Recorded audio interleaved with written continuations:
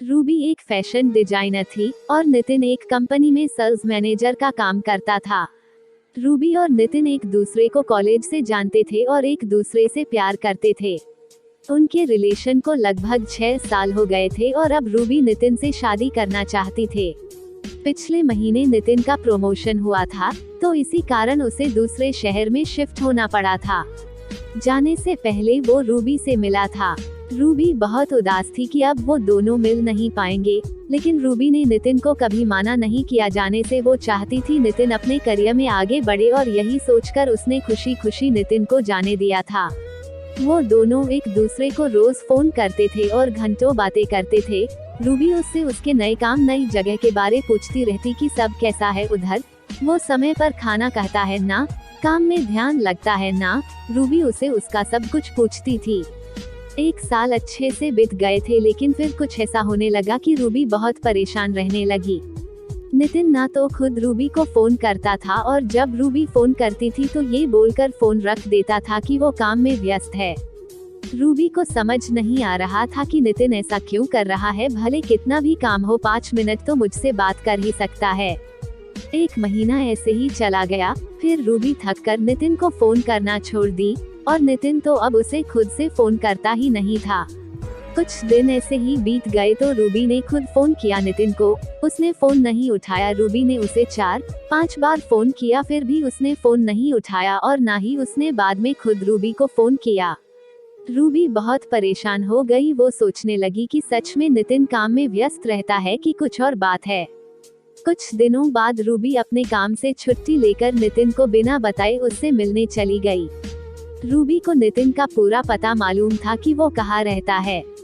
Ruby रात के समय नितिन के घर पहुंची थी। उसने देखा कि नितिन के घर पर ताला लगा हुआ था। उसने नितिन को फोन किया, लेकिन हमेशा की तरह नितिन ने रूबी का फोन नहीं उठाया। फिर रूबी ने नितिन को मैसेज किया कि मैं तुम्हारे घर के बाहर खड़ी हूँ, तुम कहाँ हो। थोड़ी देर बाद नितिन ने फोन किया और उसे बहुत डांटा कि तुम बिना बताए क्यों आ गई इधर, किसने बोला था तुम्हें इधर आने के लिए, और फोन रख दिया।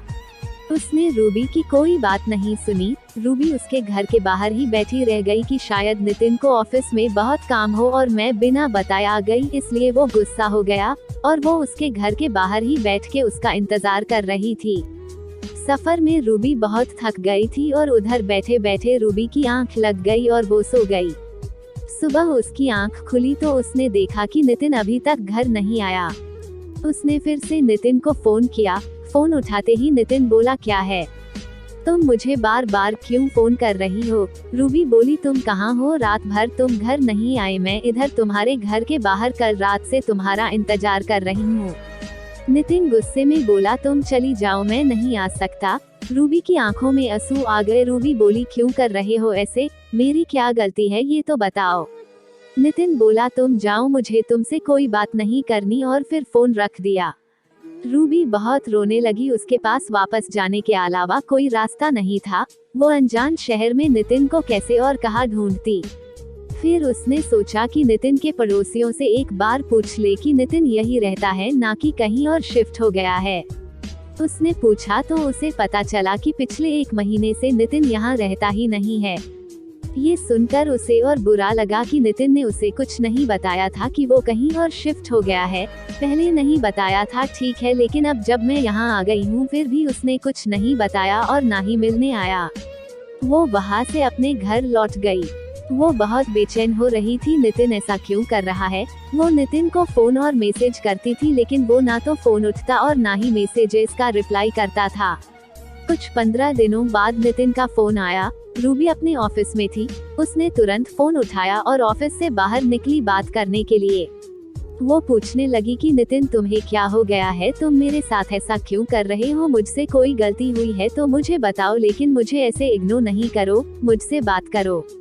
उधर से नितिन बोला, अब प्लीज तुम मुझे भूल जाओ, मैं किसी और से प्यार करता हूँ और उससे शादी करने वाला हूँ और पिछले 1 महीने से उसके साथ ही रहता हूँ, इसलिए तुमसे मिलने नहीं आया था उस दिन। हो सके तो मुझे माफ कर देना, मैं अपना फोन नंबर भी बदल रहा हूँ। इतना बोलकर नितिन ने फोन रख दिया। रूबी ये सब सुनकर तो मानो जैसे उसके पैरों के नीचे से जमीन ही निकल गई। उसका दिल बहुत ही तेजी से धड़कने लगा। वो रोने लगी और सोचने लगी कैसे 6 साल का रिलेशन ऐसे कोई एक झटके में तोड़ सकता है। वो उसी वक्त ऑफिस से घर चली गई। वो बहुत रोई और फिर नितिन को फोन करने लगी कि नितिन ऐसे नहीं कर सकता, वो मुझे छोड़कर नहीं जा सकता। लेकिन जैसे नितिन ने कहा था कि वो अपना नंबर बदल रहा है, तो उसका फोन भी नहीं लगा। रूबी डिप्रेशन में चली गई थी। वो 15 दिनों तक ऑफिस नहीं गई। उस रोज ऑफिस से फोन आते थे। आखिर में उसके बॉस ने उसे बोल दिया कि ऐसे ही कुछ दिन और चला तो उसे अपनी नौकरी खोनी पड़ेगी। फिर कुछ दिनों बाद रूबी ऑफिस जाने लगी, लेकिन काम में उसका ध्यान नहीं रहता था। 5 महीने हो गए उस बात को। अब रूबी धीरे संभल रही थी। नितिन ने फिर कभी रूबी को फोन नहीं किया, ना रूबी ने फिर कभी उसे फोन किया।